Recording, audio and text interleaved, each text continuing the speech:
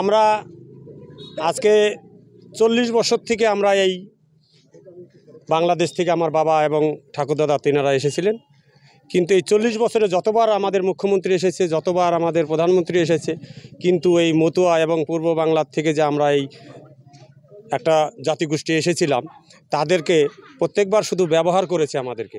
কোনোবার আমাদেরকে আশ্বাস দিয়েছে ভোটের আগে হবে, কোনোবার বলেছে ভোটের পরে হবে, কিন্তু কেউ আমাদের পিছনে এসে দাঁড়িয়ে বলে নাই যে ভাই তোদেরকে আজকে আমরা করে দিব। কিন্তু আমাদের অল ইন্ডিয়া মতুয়া মিশনের যে সংঘাধিপতি শান্তনু ঠাকুর, তার কৃপায় এবং তার প্রচেষ্টায় আজকে আমাদের সেন্ট্রালে এই বার্তা পৌঁছিয়েছে। তাই নরেন্দ্র মোদী আমাদের যেদিন ঠাকুরনগরে এসে দাঁড়িয়েছিলেন, গৃহমন্ত্রী অমিত শাহ দাঁড়িয়ে যেদিন আমাদের এই ঠাকুরের জয়ধ্বনি দিয়েছিলেন, সেই দিন বিশ্বর কাছে আমরা যে একটু নাচেন।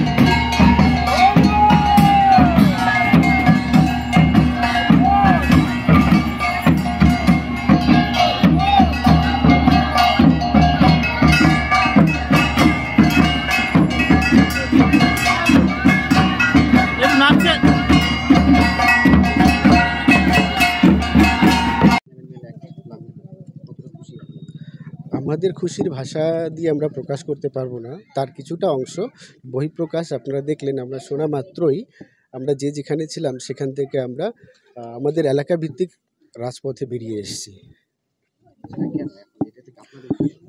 আমাদের পূর্বপুরুষরা অবিভক্ত ভারতবর্ষে বসবাস করত। 1971 সালে 47 সালে দেশ ভাগ হয়। তারপর 1971 সালে যখন বাংলাদেশ, পূর্ব বাংলা যেটা এখন বাংলাদেশ আছে, সেখানে আমাদের আদি বাসস্থান ছিল। তো আমরা স্বাধীনভাবে সেখানে সোনার বাংলায় বসবাস করছিলাম। কিন্তু একটা ধর্মের ভিত্তিতে, দ্বিজাতি তত্ত্বের ভিত্তিতে যখন দেশ ভাগ হয়, তখন স্বাভাবিকভাবে আমাদের যারা যেখানে সংখ্যাগরিষ্ঠ হিন্দুরা, তারা তাদের মাটি ঘর বিটে ছেড়ে ভারতবর্ষে আসতে বাধ্য হয় ধার্মিক তাড়নার কারণে।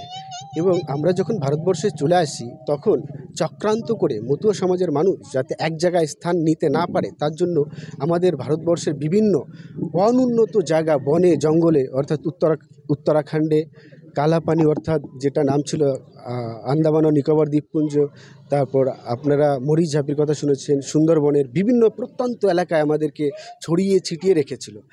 এবার সিএএ কার্যকর হওয়ার মাধ্যমে আমাদের ভারতবর্ষের প্রান্তে প্রান্তে যেখানে মতুয়ারা বসবাস করছেন, তারা স্বাভাবিকভাবে নাগরিকত্ব পাবে, যে নাগরিকত্বের জন্য আমরা দীর্ঘ প্রতীক্ষা করছিলাম। এবং আমরা আশা রেখেছিলাম যে এমন কোনো একটা সরকার আসবে যারা মতুয়াদের কথা, ব্যথা বেদনার কথাটা বুঝতে পারবে। যখন 2014 সালে ভারতীয় জনতা পার্টি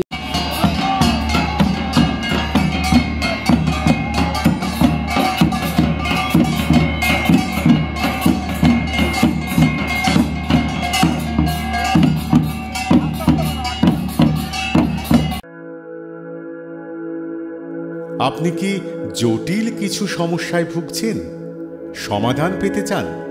যোগাযোগ করুন প্রখ্যাত জ্যোতিষ ও তান্ত্রিক মনসারাম ভট্টাচার্যের কন্যা মনসা কন্যার সাথে।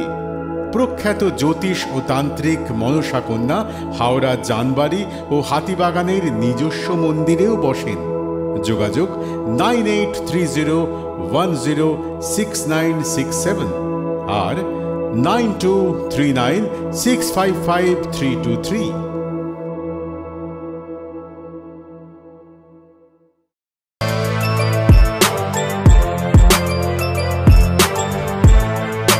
এখন অনেক বড় শ্রী লেদার্স হাওড়া ময়দান।